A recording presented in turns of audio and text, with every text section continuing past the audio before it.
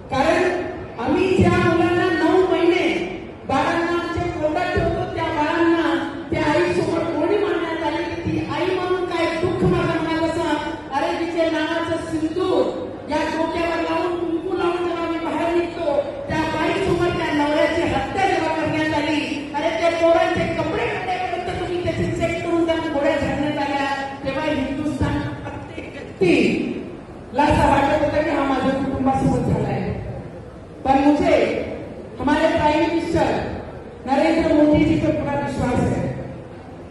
भुट्टो जैसे कितने भूलकर भुट्टे जैसा चबा लिया इस देश ने, वो भुट्टो ने याद रखना कि जिससे इस देश को भुट्टो ने 2 परिवार को घुमा दिया है, तो ये भुट्टो को भी भुट्टो जैसा चबाने का काम इस देश के प्राइम मिनिस्टर करेंगे। अरे तुम क्या हम लोगों को मारेंगे? हमारी जीडीपी काय माहिती आहे त्याची?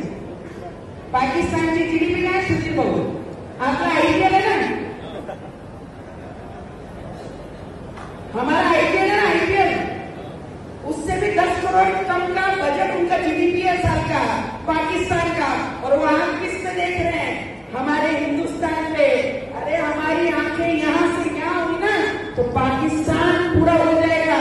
जब इतना चूना करार सिंधु नदी का बंद कर सकते हैं तो हमारे देश के प्राइम मिनिस्टर हर वो चीज कर सकते हैं जो हिंदुस्तान के दिल में। अरे माझा फोटो किती लहान आहे, किती लहान आहे माझा फोटो? 8-9 वर्षाचा है मेरा मुद्दा।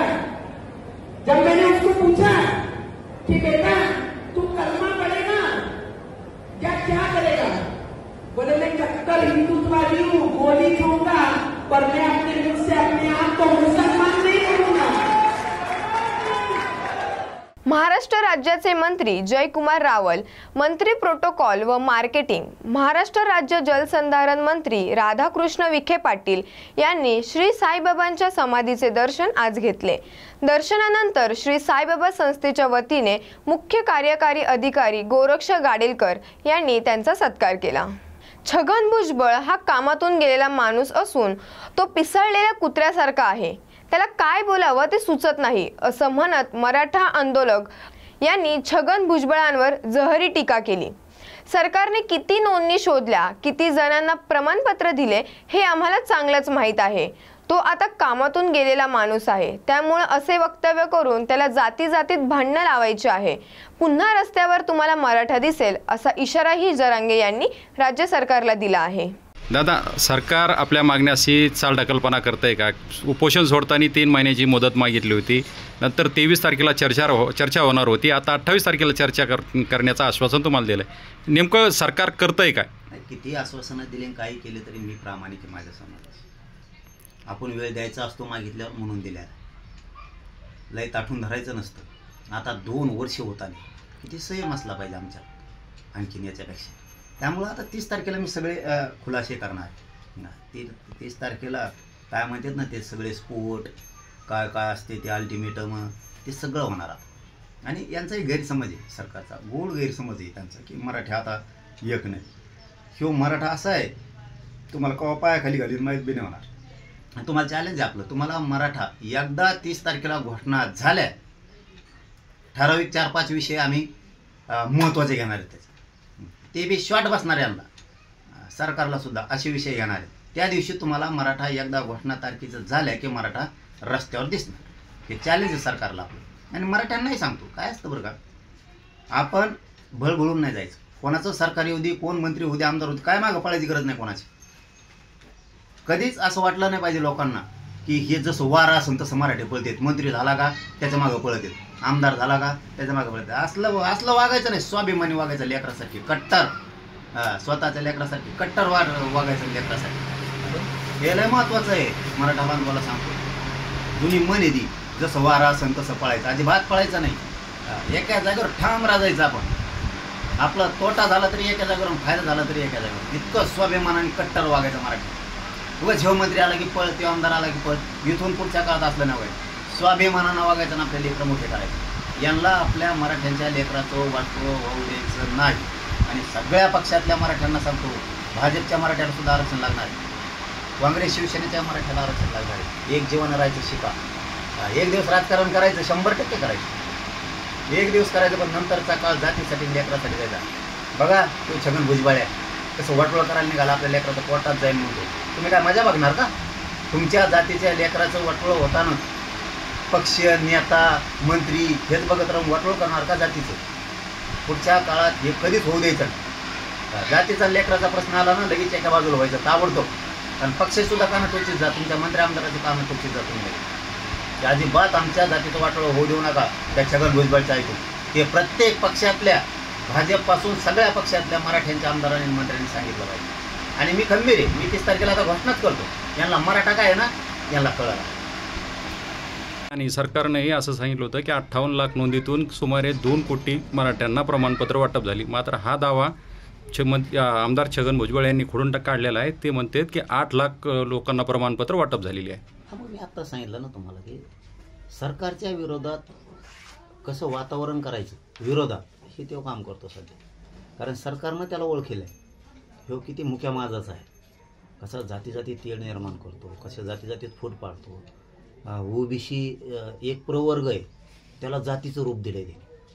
ओबीसी आमचा समाज, ओबीसी आमची जात, असं बोलून ना ते त्याचा राजकीय फायदा उचलते.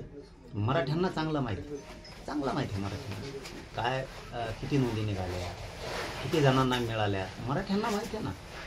याला फक्त गरळ ओकायची, सरकारच्या विरोधात प्रचंड मोठं वातावरण याला दूषित करायचं ही याची प्लॅनिंग आहे. ती सरकारनं ओळखली, मराठ्यांनी तर पिढ्यानं पार ओळखलेली. तो तर मराठ्याचा नंबर 1चा शत्रू आहे. गोरगरिबांचा वाटोळा करायला सगळ्यात महत्त्वाचा माणूस असेल तर तो छगन भुजबळ, आणि आता सरकारचा दिदारा करायला तो निघालेला. त्यामुळे त्याला महत्त्वच द्यायचं नाही. आता तुम्ही विचारलं म्हणून सांगावं लागलं.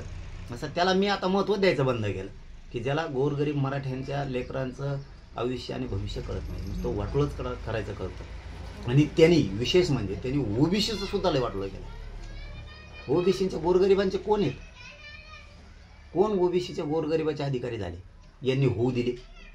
कोणचे होऊ दिले? कोणत्या तेलेचं आहे का, कोणत्या नाव्याचं आहे की, कोणाचं एखाद्या कुळीचं आहे का, कोणाच्या रजपुताचं आहे का, कुठलं कोणत्या बाकीच्या छोट्याच्या जातीत ना 200-300 मी तुम्हाला असं पाडावं. आता कायकाडी समाज आहे, कोळी समाज आहे, तिकडचा आपल्या मुंबई पट्ट्यातला, कोकण पट्ट्यातला, इकडचा आदिवासी समाज आहे सगळा. कोण गरीब होऊ दिले यांनी? किती जाती सांगू तुम्हाला? लोहार होऊ दिला का, सुतार होऊ दिला का, कोणत्या जातीचे अधिकारी यांनी प्रशासनात होऊ दिले? यांनीच वरबडलं सगळं. आणि फक्त ओबीसी बोंबलत होते. त्यामुळे त्याला महत्त्व द्यायचं. आता ओबीसी नाही कमी केलंय आणि मी त्याला गिनीतच नाही. असंही म्हटलं की जे जात प्रमाणपत्र वाटप झालेत आणि ज्यांच्या जात वैधता प्रमाणपत्र बाकी आहेत, या सर्वांची हायकोर्टात काय हे अपील केलेलं आहे आणि त्यांची चौकशी होईल. हां, मी आत्ताच म्हणलो का नाही, इतका नासका नीच अवलादीचा माणूस येऊ, इतका नासका नीच अवलादीचा माणूसच या पृथ्वीतलावर पैदा नाही होणार कधी. म्हणजे गोरगरीब मराठ्यांना आरक्षण मिळालंय, हक्काचं आहे आमचं. कोणाचा बाप कुठं गेला तरी ते रद्द होत नाही, त्याची काळजी करू नका म्हणत. पण किती नीच वृत्ती आहे याच्यातून मराठ्यांनी सावध व्हायला पाहिजे. आपल्याला उच्चिक आरक्षण मिळालं तर ह्यो कोर्टात चालला, इतका हरामी आहे. याच्यासारखा हरामी माणूस असू शकत नाही कुठं. त्यांना आरक्षण मिळालं त्यावेळेस आम्ही कोर्टात गेलो. मराठ्यांनी सावध व्हा आता इथून पुढे. आपल्याला आरक्षण आत्ता मिळालं, आपल्या लेकराचं कल्याण व्हायला लागलं, तर ह्यो आपल्या लेकरांच्या अन्नात विष घालायला लागला. इतका नीच वृत्तीच्या माणसाला मराठ्यांनी आता जागं व्हायला पाहिजे याच्या विरोधात. कारण यांनी जर असं केलं तर मराठ्यांनी सुद्धा इथून पुढं मंडल आयोग चॅलेंज करून सगळं, याच्यामुळे ओबीसीचा दिदारा होणार. मग मंडल आयोग चॅलेंज होणार. यांचा 10-10 वर्षाला सर्वे झालेला नाहीये, मग आम्ही सुद्धा सगळं काढणार. ह्यो जर कोर्टात गेलेला असला, आता गेलाय का नाही मला माहित नाही, पण ह्यो जर गेलेला असला तर मराठ्याने आता सावध. आपल्या लेकराला उलसिक अन्न मिळायला लागला, आता तो हिसकून घ्यायला लागला. किती नीच वृत्तीचा मनुष्य. याच्यामुळं ना पुढं यांचं बी आरक्षण मग आता चॅलेंज करायचं. याला सुद्धा सुट्टी द्यायची अजिबात नाही. कारण ते बोगस मंडल कमिशन आहे, त्याने बोगस जाती आरक्षणात घातलेलं आहे. 16% वरचं आरक्षण बी बोगस घातलेलं आहे. मग त्यांनी मग यांच्यासुद्धा मराठ्यांना मागं लागायचं. इथून पुढं एकजूट राहा पुन्हा एकदा. म्हणून मी 30 तारखेला प्रेस ठेवलेली. मी उद्याच्या 30 तारखेला एप्रिलला आंतरवालीत पत्रकार परिषद ठेवली. यांना ठेप्याला आणावं लागणार आहे. कारण ह्यो इतका नासका माणूस आहे, याला दुसऱ्याच्या लेकराचं वाटोळं करण्यात याला आनंद वाटतोय छगन भुजबळ. आज माझ्या गोरगरीब मराठ्यांचे लेकरं अधिकारी बनायला लागले. आमचं हक्काचं आरक्षण आहे आणि कोणी कोणाच्या बापाला चॅलेंज होत नाही. तू टेन्शन घेऊ नको ना, तू किती जा, पण याच्यातून मराठ्यांनी अर्थ घ्या. आपल्या लेकराला कुठं अन्न मिळायला लागले, आज नोकऱ्याला लागायला लागले, शिक्षणात चालले, तर ह्यो कोर्टात जायला लागलाय. यांनी इथून मागं सुद्धा असंच केलंय. 16% आरक्षण मिळालं त्यावेळेस यांनीच मराठ्याचं वाटोळं केलं. म्हणून सगळ्या पक्षातले मराठी शाने व्हा. म्हणजे भाजपमधल्या मराठ्यांना सुद्धा आरक्षण लागतं. आणि काँग्रेस राष्ट्रवादीच्या मराठ्यांना सुद्धा, शिवसेनेच्या मराठ्यांना सुद्धा आरक्षण लागतं. म्हणून सगळ्या पक्षातल्या मराठ्यांनी शान व्हा. यांनी 16% मागचं घातलं, 13% दिलेलं घातलं, आता 10% चॅलेंज करीत, आता कुणबीचं चॅलेंज करून म्हणतोय. म्हणजे ह्यो किती मोठा मराठ्यांचा शत्रू आहे हे मराठ्यांनी आता पहिलं समजून घ्या. नसता तुमच्या डोळ्यात देखता तुमच्या लेकराचं मराठ्यांचं वटळं होईल. याला आपल्या लेकराला आनंदाचा आलेला घास आपले लेकरं अधिकारी झालेले बघवत नाहीयेत. इतका जातीनं बरबटलेला माणूस, प्रचंड जातीवादी. आम्ही नाही जातीवादी. ज्यावेळेस मुलीला शिक्षण मोफत केलं ना, आम्हीच करायला केलंय, त्यावेळेस आम्ही सगळ्या जाती धर्माच्या लेकराला द्या. लेकी बाईंना काय केलं? नुसतं मराठ्यांच्या मुलीला मोफत शिक्षण नको तर सगळ्या जातीच्या द्या. ही वृत्ती आमची. ह्यो संस्कारात आमच्या आणि छगन भुजबळच्या फरक. ते म्हणजे ना, कुठं चिवडी धागंदरीला जाऊ. हो, 100% ना. हे बघ छगन भुजबळ, तुला सांगतो, माणसाला ना माणूस म्हणून जगता आलं पाहिजे. लोकांच्या लेकरात जर अन्न तो जर विष कालाचा प्रयत्न केला ना, वाईट मरणानं म्हातारपणाला मारावं लागतं. ती परंपरा आहे. नियतीला मान्य नाही. वाईट मरण येईल असं वागू नको. तुझं मरण तुला मरणाने येणार. आम्ही नाही मारणार. आम्ही गोवात दगड नाही आणत तेव्हा. तुला काही समजत नाही. मी तुला कोर्टात जाय, कुठं जाय, तू गेला की जर ओबीसीचं सगळं देशातलंच नाही चॅलेंज केलं ना, तर आपलं बी नाव बदलून माया लेकराचा गरिबाचा दिदारा केला की तो एकट्यामुळं सगळ्या ओबीसी आरक्षणाचा मी दिदारा केला म्हणून समज, ध्यानात ठेवतो. ते मंत्रिपदासाठी मराठा आणि ओबीसी वाद आता कुठं शांत झालेला आहे, तो डिवचण्याचा प्रयत्न करत आहेत का, असं वाटतंय का? देवेंद्र फडणवीस साहेब सरकारने मागच वेळ केलेलं आहे त्याला, आत्ता नाही. ह्यो कधीच सरकार ठेवत नाही, पक्षात पक्ष ठेवत नाही, ही ओबीसीत ओबीसी ठेवत नाही, ह्यो माणसात माणूस ठेवत नाही. याच्या सोयीनुसार आलं का ह्यो हिंदू होतो, याच्या सोयीनुसार आलं की ओबीसी होतो, याच्या सोयीनुसार छगन भुजबळचं आलं की ह्यो बहुजन होतो, ह्यो याच्या सोयीनुसार असलं की पुरोगामी विचाराचं होतो. आणि याचा पुढं फटका बसायला लागला की लगेच ओबीसी मराठ्याचं भांडण लावून देतो. आणि गरीब ओबीसीला कुठंही तो आरक्षण खाऊ देत नाही, प्रशासनात जाऊ देत नाही, शासनात जाऊ देत नाही. निवडून बी ते ज्याची मोठी जात असेल त्यालाच आणतात. बारीक बारीक ओबीसीच्या जातीला का उभा करत नाहीत, बारीक बारीक जातींना आरक्षणातही जाऊ देत नाहीत, बारीक बारीक जातीला प्रशासनात नोकऱ्याही घेऊ देत नाहीत, महामंडळातही बारीक बारीक जातीला त्यांच्या खाऊ देत नाही. सगळं तोच खातो लागन तेवढं. म्हणून त्याला ओबीसीनं सुद्धा ओळखलेलं आहे की ह्यो प्युअर जातीवादी माणूस. या सरकारच्या लक्षात आलं, कुठं शांत व्हायला लागलं की ह्यो थिनगी टाकतो. याला खायला मिळेल. कारण ते आता ना ते प्युअर पागल झालंय. ते पागल म्हणजे ना ते आता काही दिवसात चिवडून येते नाही, आता थोड्याच दिवसात चिवडीन देवा. आता लई दिवस नाही लागणार त्याला चिवडायला. कोणत्या बी गावाच्या बाहेरच्या मोकळ्या जागेवर तोच दिसणार तुम्हाला कुठं बी. मोकळी जागा असते ना ती, ते मी नाही म्हणत ते काय असते ती, त्या जागेत ह्योच दिसणार तुम्हाला आता. हे याचं एक दिवस चिवड्या नाव पडन आता. कुठं इतका नालायक आणि नीच माणूस नाही बघितला रे. गोरगरिबांच्या लेकरावरती वाईट नजर नसली पाहिजे. चांगला थंड पडला होता, कुंकडकावून गेलता बर्फात का कुठं तिकडं, आला तिकडून काड्या लावायला परत इकडं महाराष्ट्र. पुन्हा त्याला दूषित करायचा आहे, पुन्हा त्याला फडणवीस सरकारला बी असंच 2-3 भागा करायच्या दिसतात त्याला. इथं मराठ्यात ओबीसी पुन्हा वाद लावा दिसतोय. पण मराठा ओबीसी वाद मी आहे तोवर होऊ देत नाही. कारण याने काय आत्तापर्यंत ओबीसीला मोठं होऊ दिलेलं नाही. तेव्हा सोडता त्याने गोरगरीब ओबीसींचा वाटोळच केलंय आणि सरकार त्याच्यापासून सावध आहे. आणि मी खरं सांगतो, मला महत्त्व देत नाही बरं मी त्याला. तुला जे जायचं ते जाय म्हणा. तुला बी मराठ्याचा काय काचका असतो ना कळण म्हणा. तू नुसता कोर्टात जाय. आता तू कोर्टात जाय आणि मराठ्यांचं नुसतं थोडंसं नुकसान होऊ दे, मग तुला कळण काय होत आहे. 3 वेळेस सहन केलंय तुझं. आता 16% आरक्षण तूच घातलेलं आहे, 13 तूच घातलं, 10 बी हे तूच चॅलेंज करणार आहे आता दिलेली ECBC. तुम्ही आमच्या आरक्षण म्हणजे जाणीवपूर्वक घातलेले. त्यामुळं मराठी बी तुला कळते मराठी काय चीज असते ती. दादा, छगन भुजबळ यांनी शिंदे समितीबाबत एक वक्तव्य केलेलं आहे. ते असे म्हणाले की शिंदे समितीने 58 लाख नोंदी तपासल्या नसून फक्त 58 नोंदी तपासल्या. याबाबत आपली प्रतिक्रिया? नाही, मी त्या छगन भुजबळला नाही महत्त्व देत. कारण त्याला महत्त्व द्यायचं किती काय करायचं हे आपल्याला पण लक्षात आलं पाहिजे. आता तो कामातून गेलेला माणूस आहे सध्या.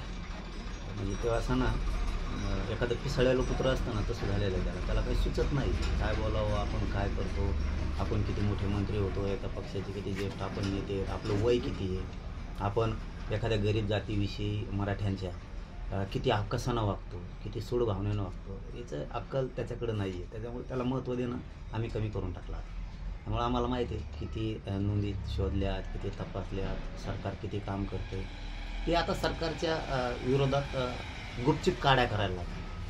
त्यामुळे अशाला महत्त्व द्यायचं नाही. सरकारने त्याला ओळखून घेतलं आता की गुपचिप काड्या करायला लागल्या आता म्हणून. त्याला असं राज्य शांत राहिलेलं जमत नाही. त्याला राज्य उचकून देणं, जाती जाती तेल निर्माण करणं, द्वेष पसरवणं जाती हे त्याचा उद्योग आहे. आणि सरकारनं ओळखीला आणि मराठीने ते पहिलाच ओळखीला, त्यामुळे त्याला नाही महत्त्व देत नाही. केला आपली जी महत्त्वाची पत्रकार परिषद आहे, या दिवशी काही महत्त्वाची घोषणा किंवा आंदोलनाची दिशा ठरवणार आहात का?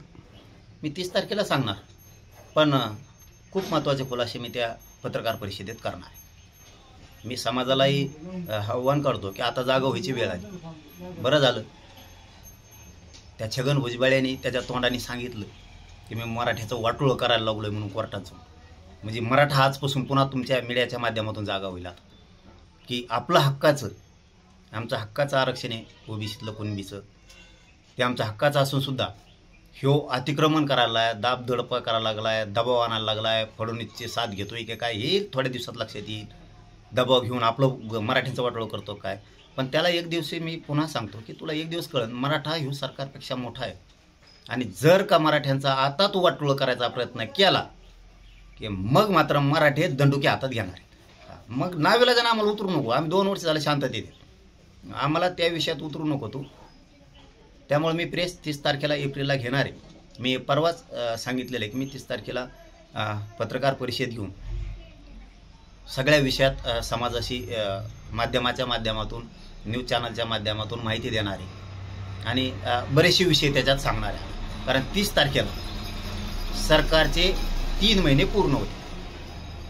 30 तारखेला, कारण त्यांनी 3 महिन्याचा वेळ मागितला होता. त्यांनी 8 मागण्यापैकी त्यांनी 4 मागण्या तात्काळ करू म्हणले होते आणि राहिलेल्या 4 मागण्या 3 महिन्यात पूर्ण करू म्हणले होते. आता 30 जानेवारीला त्यांनी ते उपोषण सोडलं होतं. देवेंद्र फडणवीस यांच्या माध्यमातून त्यांचा प्रतिनिधी येऊन त्यांनी ते उपोषण सोडलं होतं. त्या 4 मागण्या तात्काळ आणि नंतरच्या 4साठी 3 महिने, म्हणजे ते तात्काळ राहिले. आणि आता हे वरच्याला सुद्धा 3 महिने पूर्ण झाले, कारण त्याच्यात गॅजेटियर लागू करू म्हणलेले आहेत. सगळ्या केसेस वापस घेऊ, सगळ्या सोयऱ्याच्या अंमलबजावणीचा सगळा विषय त्याच्यात घेतलेला आहे. फक्त मराठ्यांनाच आव्हान आहे माझं, तुम्ही एकजूट राहा. ते असले भुजबळासारखे किती येऊ द्या, असले किती का आडवे बांधतो आपण, काय टेन्शन घेऊ नका तुम्ही. फक्त आपण एकजूट पाहिजेत. नसता लेकरा बाळाचं वाटोळं होईल मराठ्यांना. 30 तारखेला मी हे सगळं सविस्तर मराठा समाजासमोर मांडणार आहे आणि पुढची मी काय दिशा आहे ती जाहीर करणार आहे. फक्त मराठ्यांना हात जोडून आव्हान, असल्या वळवळ करणाऱ्या अवलादी जर बंद पाडायच्या असल्या आपल्याला एकजूट राहावं लागणार आहे. नसता तुमच्या डोळ्यात देखता तुमच्या लेकराचं वाटोळं करायला हे शत्रू टपलेले छगन भुजबळासारखे, यांना वळवळ करून द्यायची नाही. जागे राहा, आजपासूनच जागे राहा. उदय सामंत यांनी काही दिवसापूर्वी तुमची भेट घेतली होती आणि तुमचा निरोप हा मुख्यमंत्री यांना भेटून 23 तारखेला सविस्तर चर्चा करू असा तुम्हाला आश्वासन दिलं होतं. तर 23 तारखेनंतर काही मंत्री उदय सामंत यांचा निरोप किंवा सरकारकडून काही तसा निरोप आपल्याला मिळाला का? काल बोलणं झालं, मी काल बोललो त्यांच्याशी, तुम्ही 23 तारखेला गेले होते का? घुमरे मामाशी बोललो की गेले होते का? त्यांनी सांगितलं त्या दिवशी काही वेळ दिला नाही आम्हाला मुख्यमंत्र्यांनी, असं त्यांचं म्हणणं आहे. मला माहीत नाही दिला आहे का नाही, काय यांनी मागितलं का नाही हे मला माहीत नाही. तर ते म्हणले होते की आम्ही 28 तारखेला भेटणार, म्हणजे काल म्हणले होते. बघूत आता 28 तारखेला कुठं बुलढाण्याला का कुठं ते कडच्या दौऱ्यावर आहेत असं त्यांचं म्हणणं होतं. बघूयात आता काय करते ते. पण 30ला काय विषय आहेत आमचे ते मी आता 30लाच पत्रकार परिषदेत जाहीर करणार आहे. फक्त पुन्हा एकदा का मराठ्यांनी सावध व्हा. आपल्या लेकराबाळाचं भविष्य खूप मोठं होणार आहे. हे आपल्या संपावं यासाठी किती प्रयत्न करतात हे छगन भुजबळासारखे, याच्यामुळे तुम्हाला सावध राहणं गरजेचं आहे. उगाच भाजप शिवसेना राष्ट्रवादी काँग्रेस करीत बसू नका.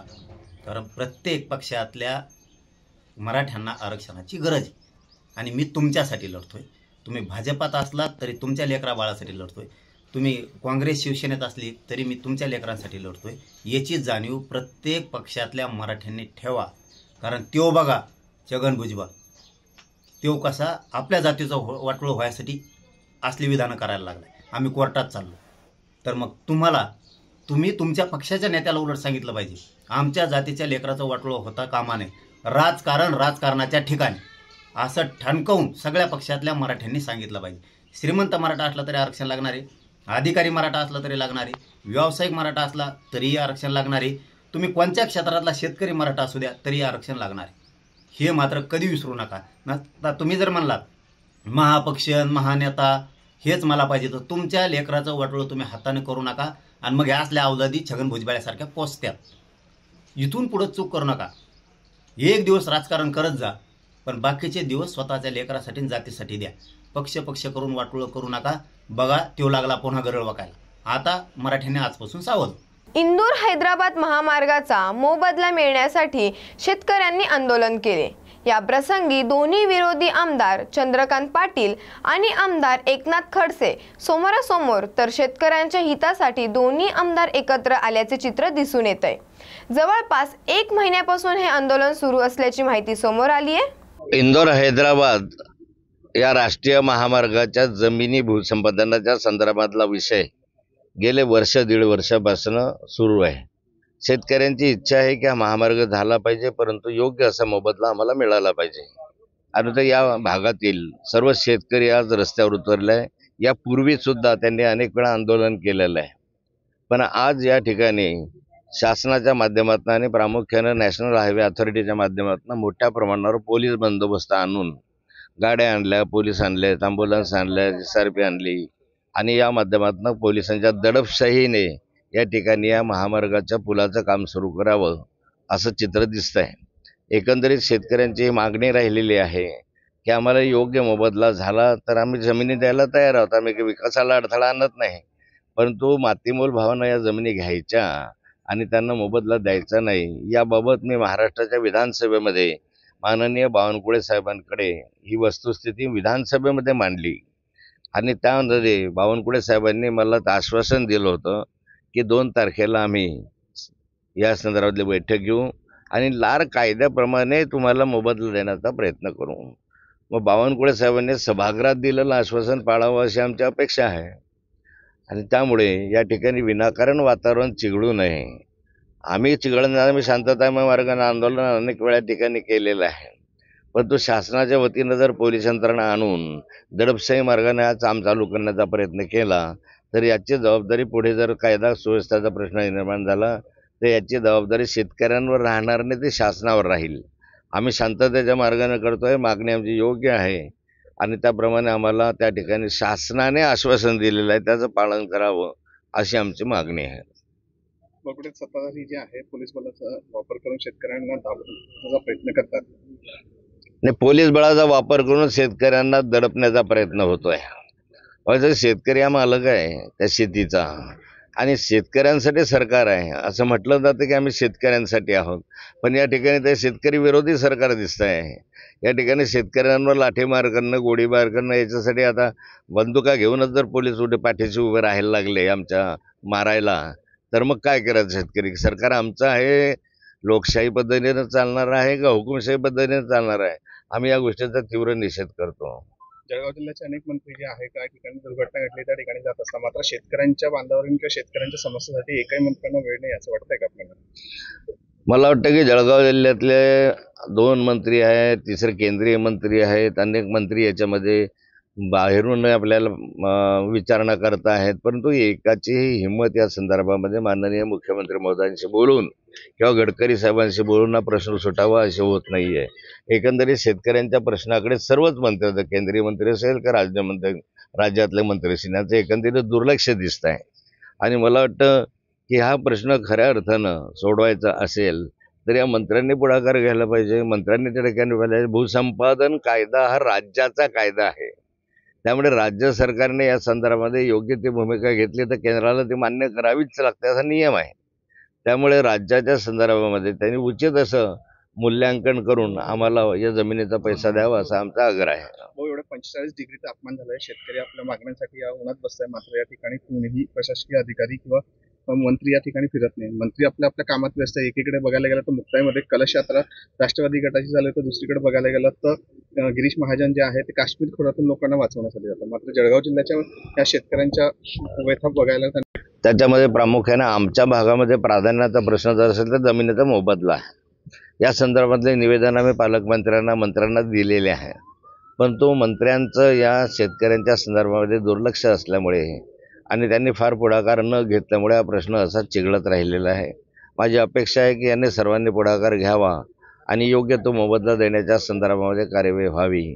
आमचा या रस्त्याला विरोध नाही, विकासाला आम्ही विरोध करत नाही आहे, परंतु पिढ्यानुपिढ्याची आमची जमीन या ठिकाणी, माझी जमीन आहे ते 100 वर्षापूर्वीच्या जमिनी आहेत आमच्या या भागामधल्या, आणि 100 वर्ष 150 वर्षापूर्वीच्या जमिनी, पिढीचा जमीन तुम्ही घेत आहात आणि त्या शेतकऱ्याला साधं विचारायचं नसतं तर संताप हा येणारच आहे.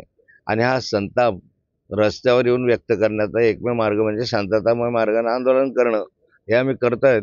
उगाच या ठिकाणी हे वातावरण चिघळावं, त्याच्यामध्ये लाठीमार व्हावा, गोळीबार व्हावा अशी आमची अपेक्षा नाही. पण पोलिसांची किंवा सरकारची इच्छा तशी दिसते, म्हणून एवढ्या मोठ्या संख्येनं या ठिकाणी पोलीस गाड्या आलेल्या आहेत, शस्त्रास्त्र घेऊन आलेल्या आहेत, लाठ्या घेऊन आलेल्या आहे, ॲम्ब्युलन्स बोलवलेला आहे. एकंदरीत काय हेतू, काय इरादा काय आहे? पाचोरा येथे आमदार किशोर पाटील यांचा तिसऱ्यांदा आमदारपदी निवड झाल्याबद्दल भव्य सत्कार सोहळा आयोजित करण्यात आला. या प्रसंगी संस्थेचे अध्यक्ष गोकुळ सोनार यांनी शिंदे गटाचे आमदार किशोर पाटील यांचा सत्कार केला. इथं पालक आहे आणि एक खंत ही एक आपण त्या ठिकाणी व्यक्त केली की अनेक पालकांना आपला मुलगा कॉम्प्युटर चालवत असताना एक वेगळा आनंद होतो.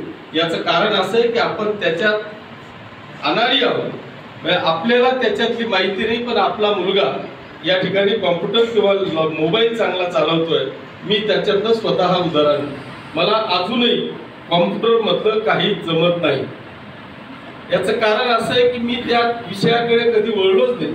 आता आवश्यकता आहे पण वेळ नाही. जेव्हा वेळ होती तेव्हा मी ती गमावली आणि आता जरी मी कितीही प्रयत्न केला तरी वेळ देऊ शकत नाही. आणि म्हणून आजही कॉम्प्युटर किंवा डिजिटल ह्या विषयावर मी आजही अनभिज्ञ आहे.